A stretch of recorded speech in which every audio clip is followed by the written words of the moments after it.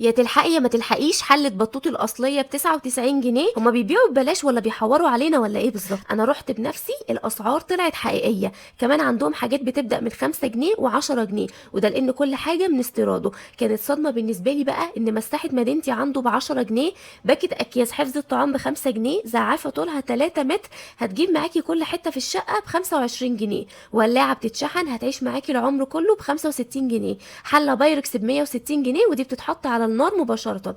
طقم علب الوطنية ده ب280 جنيه، والله العظيم أنا جايباه السنة اللي فاتت ب450 جنيه من محل تاني. مجات شي إن وأيكيا ب35 جنيه. عندهم تشكيلة رهيبة بقى من الأزايز، البلاستيك ب25 والإزاز ب50 جنيه. اتفرجوا بقى على جمال وشياكة الحاجات، البورسلين بتبدأ عنده من 35 جنيه، وطبعا كلها بتدخل الفرن والميكروويف. تقدري تكوني الطقم اللي انت عايزاه. الكاتل الترندي هتعملي احلى كوبايه قهوه تركي. طواجن بايركس اشكال والوان واحجام، وكلها بتتحط على النار مباشره.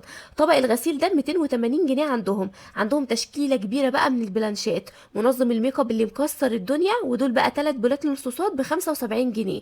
شوفوا لي بقى جمال وشياكه الاطقم دي، انا حاسه ان انا دخلت عالم ديزني.